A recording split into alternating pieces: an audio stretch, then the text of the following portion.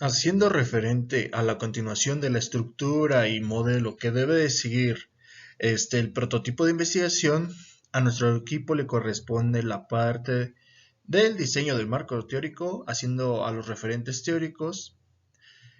Nuestro equipo está conformado por Hernández Epifanio Alexander, Ferrer Lara Alexandro, Hernández Novio Kevin, Miranda Carmona Roberto y Piña Cruz José Manuel.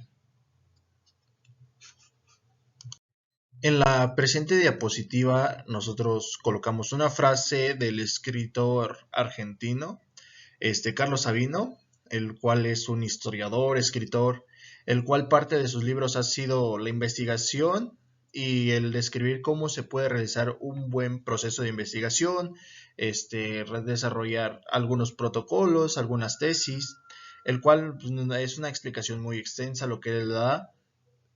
En esta frase dice, en todo caso, esta etapa está estrechamente ligada a la formulación de problemas y en los hechos que se van desenvolviendo ambas simultáneamente en muchos casos, a lo cual hace referencia que esta etapa es la considerada más importante porque es donde se dan los fundamentos del protocolo, las cosas que le van a dar sentido y una finalidad al final de cuentas.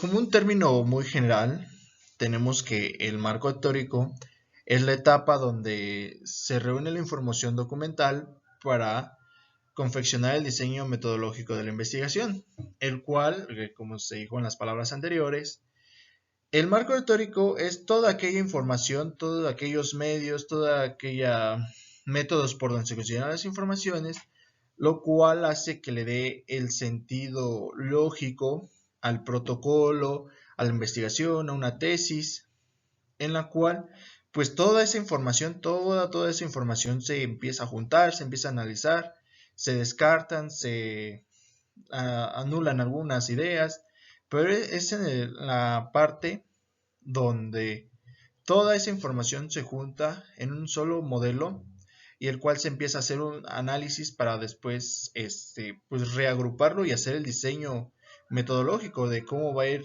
conformada toda esa información. Como todo, cualquier paso del protocolo, todos son importantes, pero cabe señalar que el marco teórico es de suma importancia dentro del mismo trabajo, ya que pues este permite realizar el análisis teórico de todo el problema, el cual se ve las causas, se ve en qué puede afectar, las consecuencias que puede tener, el que se dé un bien o mal trato, o sea, de que la información sea correcta, verídica, y al final de cuentas es algo que implica un análisis muy profundo, por eso se considera que esta parte es de suma importancia de delicadeza, ya que no cualquier información puede ir dentro de ella, ya que esto puede pues afectar a todo lo antes mencionado. A fin de obtener los esfuerzos hacia la obtención de los datos, que pues esto nos permita la comprobación de hipótesis formuladas, ya obviamente con datos que se han comprobado o de alguna manera se relaciona a que son verídicos. Otra cosa es que también facilita la recolección de los datos en el trabajo de campo y ya su organización y ordenamiento posterior. En este caso lo que hace referencia es de que primero se busca toda tu información, todos tus datos generales que se relacionen con el tema, siempre y cuando sean verídicos o de una fuente confiable, y después de que se hace un análisis profundo y se verifica que la información pues está correcta, se hace una organización nuevamente, un nuevo reordenamiento para después plasmarlo en una idea ya general, ya concreta.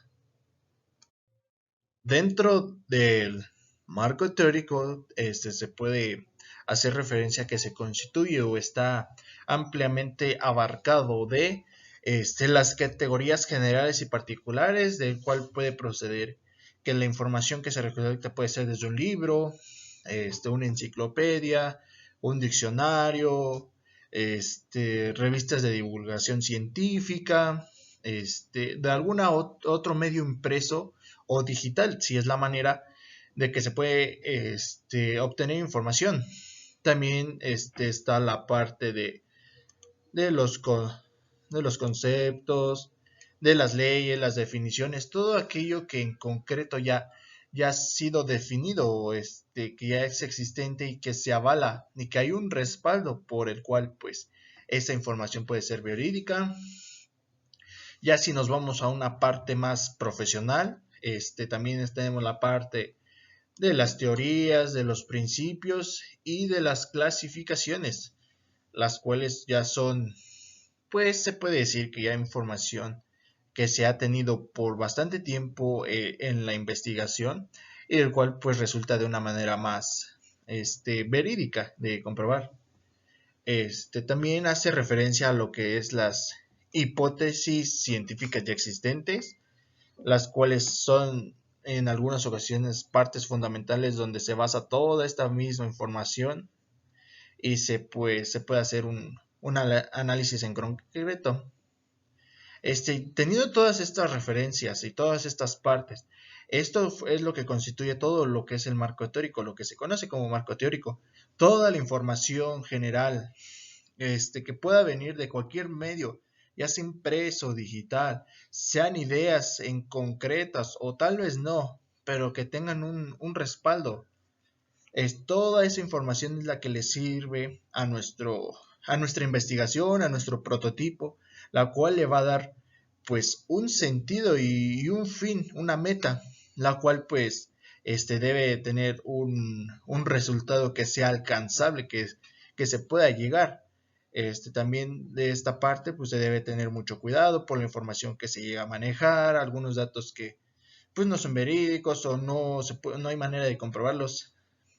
Teniendo en cuenta todo esto, estas son las categorías de las cuales pues podemos tener más confianza o que podemos obtener información pues verídica que podamos comprobar.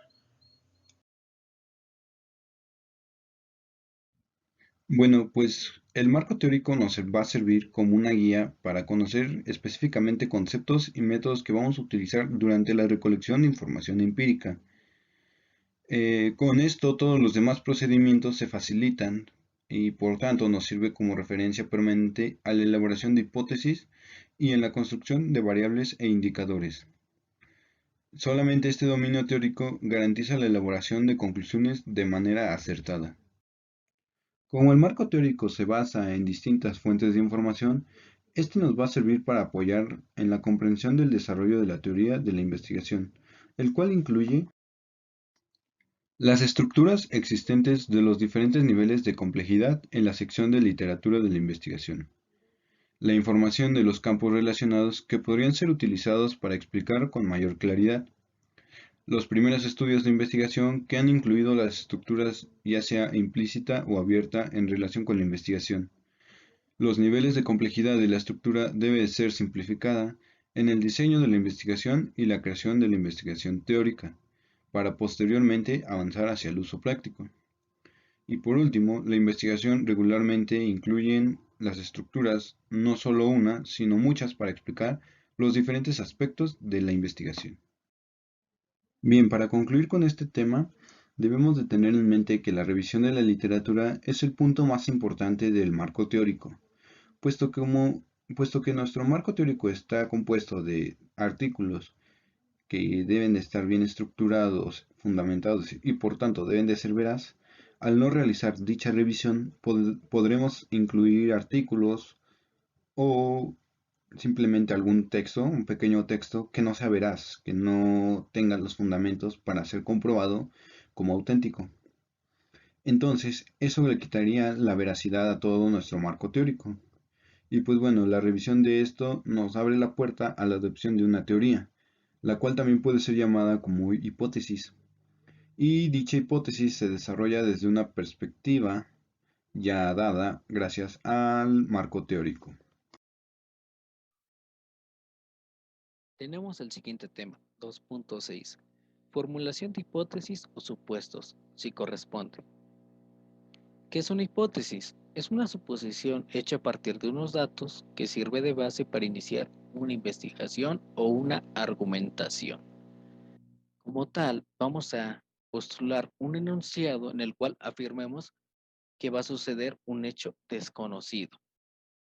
Esto puede ser cierto o falso.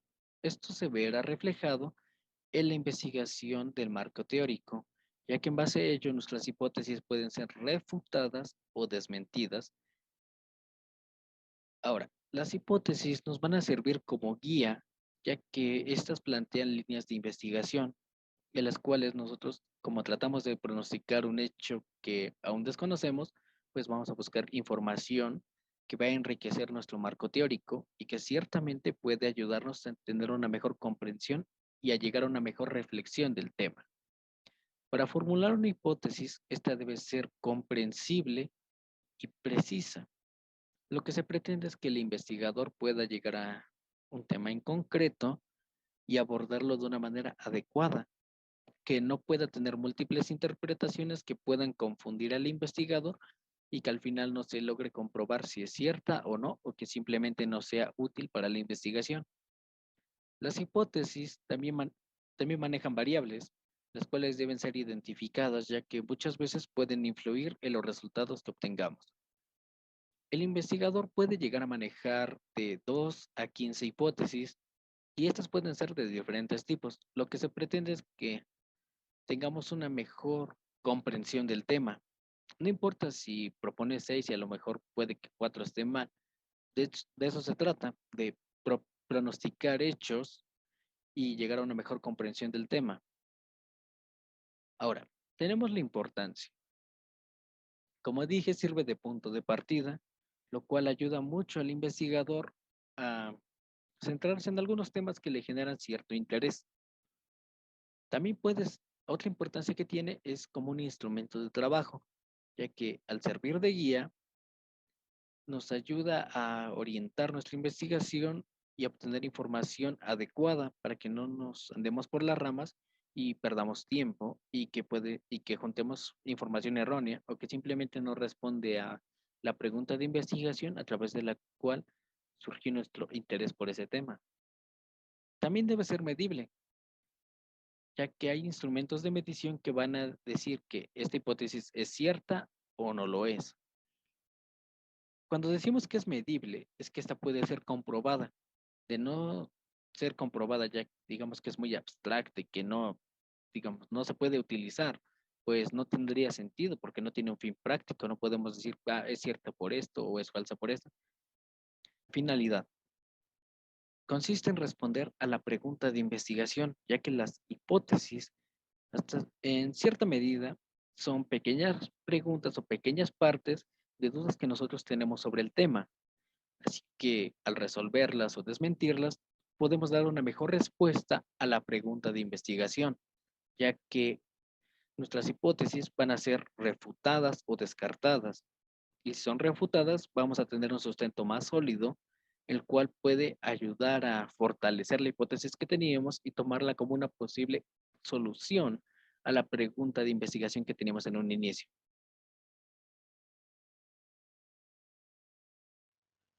Elementos de la hipótesis. Tenemos tres, los cuales son las unidades de análisis, que son los parámetros como los individuos, grupos, viviendas, instituciones. El segundo elemento son las variantes, que son las características, ya sean cualitativas o cuantitativas, que presentan las unidades de análisis. Y por último tenemos el tercer elemento, que son los lógicos, que relacionan las unidades de análisis con las variantes y estas entre sí. Puntos importantes a considerar. Las hipótesis deben referirse solo a un ámbito determinado de la realidad social. Los conceptos de las hipótesis deben ser claros y precisos. Asimismo, los conceptos deben contar con realidades o referentes empíricos u observables. Y el planteamiento de las hipótesis debe prever las técnicas probadas, ya que deben ser comprobadas. Formulación. En todas las hipótesis están sujetas a determinado proceso de desarrollo, el cual puntualiza, rectifica, se complementa con nuevas suposiciones y al final queda comprobada o es refutada. y esto está sujeta a 3 fases. En la primera fase, consiste en la explicación de una conjetura que el investigador ha fundado en ciertos hechos y en el marco teórico que previamente ha hecho. La conjetura no puede conducirse de un modo puramente lógico, ya que solamente se ha basado en ciertos hechos, y del conjunto de planteamientos en el que se basa el marco teórico, y asimismo no constituye tampoco el resultado directo de la experiencia. En la segunda fase, aquí se comprende el análisis de la hipótesis y el estudio de las consecuencias que de éstas se desprenden, lo que nos da a entender que el investigador reflexiona acerca de las variantes que ha de considerar y trata de establecer si su hipótesis es admisible. Primero va a tratar de establecer unas conexiones entre las variantes y si esto es verdadero, pues va a decir si su hipótesis es admisible. Y de lo contrario, también se puede ver si su hipótesis es refutable, ya que quizás puede que su hipótesis sea absurda, lo que es que viola las leyes de la lógica. Finalmente tenemos la tercera fase, que es la comparación de los resultados analíticamente, al examinar las variantes que intervienen y las consecuencias lógicas que se desprenden de la hipótesis, la observación y el experimento, en pocas palabras, ya que aquí veremos si la hipótesis se apega a la realidad y por ende es comprobable.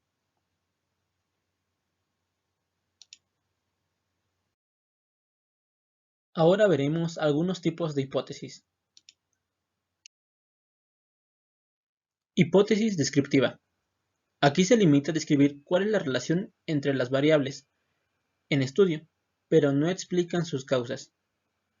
Anticipan el tipo de variable esperada, el valor y las cualidades.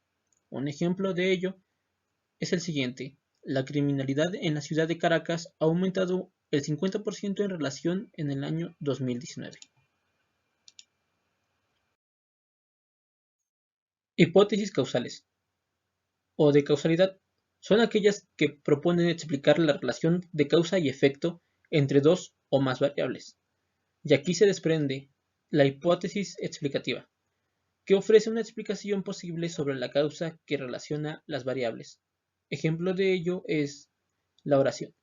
El consumo excesivo de alcohol causa daño neuronal y está la hipótesis predictivas. Predicen cómo se comporta una variable como respuesta a otra. Ejemplo de ello es el calentamiento global causará inundaciones en los próximos años. Hipótesis deductivas. Aquí, a partir de una teoría, el investigador formula una hipótesis para explicar un caso específico. Lo que nos dice que la hipótesis deductiva se formula de lo general a lo particular. Ejemplo de ello es, todos los seres vivos tienen ADN. Las bacterias son seres vivos. Por tanto, las bacterias tienen ADN.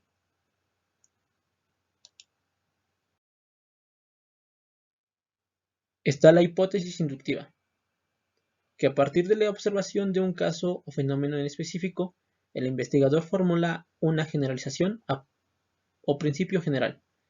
Es decir, la hipótesis inductiva se formula de lo particular a lo general. Y aquí tenemos un ejemplo, el cual dice, Newton observó que aunque la luna y la manzana son dos cuerpos esféricos, la manzana cae al suelo. Captar esa diferencia específica le permitió inducir la existencia de una ley que explicara dicho comportamiento, lo cual le ayudó a formular la hipótesis que existe una fuerza de atracción de gravedad entre los cuerpos. Hipótesis correlacionales o de variación conjunta son las que establecen el grado de relación mutua entre las variables, es decir, cómo y en qué grado una afecta a otra. En este tipo de hipótesis el orden de las variables no importa. Y tenemos la positiva. Ejemplo de ello dice, a mayor impunidad, mayor criminalidad. La negativa, a menor consumo de grasas, menor riesgo de padecer enfermedades coronarias. Y está la mixta, a mayor altitud, menor temperatura. Hipótesis de diferencia de grupos. Aquí se basa en la comparación estadística y tendríamos dos variantes. Dice, aquellas que establecen una diferencia entre dos grupos sin determinar sobre cuál grupo recae. Por ejemplo, existe una diferencia en los índices de mortalidad por COVID-19 entre personas de sexo femenino y del sexo masculino. Y la otra variante, que es aquellas que determinan sobre cuál de los grupos recae la diferencia. Por ejemplo, el índice de mortalidad por COVID-19 es mayor en personas de sexo masculino que en personas de sexo femenino. Análisis nula. Es aquella que niega la relación entre dos o más variables en función de un parámetro de muestra. Su enunciado es negativo, lo que quiere decir que incluye un no. Se representa con el símbolo HO. La formulación de la hipótesis nula normalmente es acompañada por la formulación de una hipótesis alternativa, que procura demostrar su falsedad.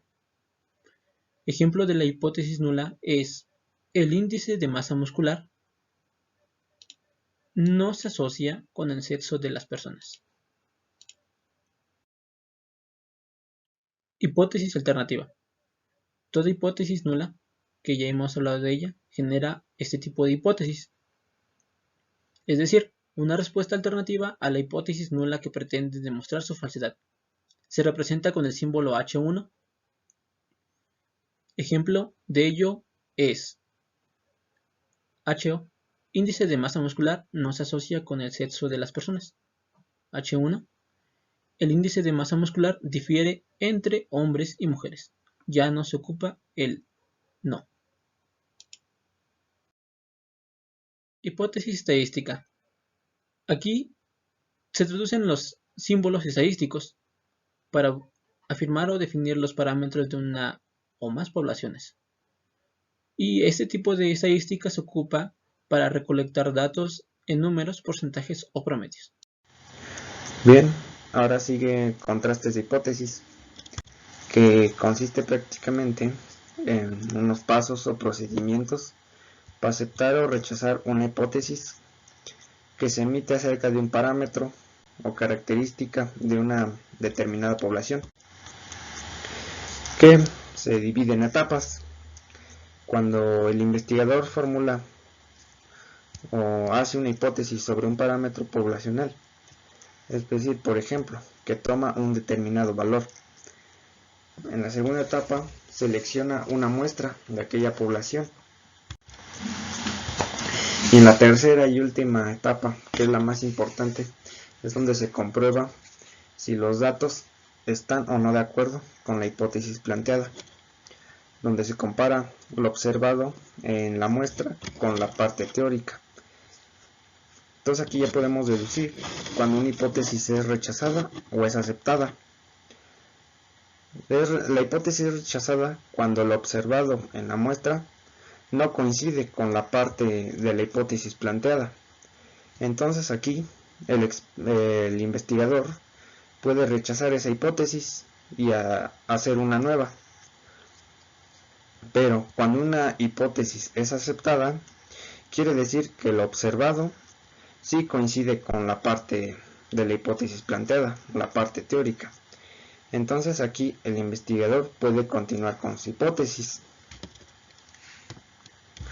Bien, el contraste de hipótesis también tiene otros dos tipos de hipótesis, que son la hipótesis nula y la hipótesis alternativa. En los contrastes de hipótesis se plantea una hipótesis nula, que se denomina H sub 0, y una hipótesis alternativa, H sub 1. Se llama hipótesis nula H sub 0 aquella hipótesis que se supone cierta, y se llama hipótesis alternativa H sub 1 a la que reemplaza a la hipótesis nula cuando ésta es rechazada. En base a los datos de la muestra, se debe decidir si aceptamos la hipótesis H0 como verdadera o si no, al contrario, esta debe ser rechazada. Así que por lo tanto, la realización de un contraste de hipótesis no coincide en decidir cuál de las dos hipótesis H0 o H1 es más creíble, sino en decidir si la muestra proporciona o no suficiente evidencia para descartar a H0, es decir, la hipótesis nula. Bien, pasamos a los ejemplos de hipótesis. Y aquí se nos presentan 4, que el primero nos dice: la inflación del próximo semestre no será superior al 3%. ¿A qué hace referencia esta? A una hipótesis descriptiva, porque nos está describiendo datos o valores que se prognostican. Ese es un tipo de hipótesis. Otro tipo de hipótesis nos dice, un ejemplo: a mayor inversión habrá mayores ganancias. Se refiere a una hipótesis correlacional, que es una hipótesis en donde se definen dos variables, una variable X y una variable Y. En este caso, la inversión vendría siendo nuestra variable X y nuestra variable Y serían las de las ganancias. Otro ejemplo es cuando nos dicen: los adolescentes atribuyen más importancia al atractivo físico en sus relaciones de pareja que los adolescentes a las suyas. Este es un ejemplo de hipótesis de la diferencia entre grupos. Como aquí nos indica, nos establece dos grupos: los adolescentes que se fijan en lo atractivo físico y en los que no. Y por último, un ejemplo que nos dice que la desintegración del matrimonio provoca baja autoestima en los hijos e hijas, que esta viene haciendo referencia a una hipótesis que establecen relaciones de casualidad. Y bueno, esto ha sido todo.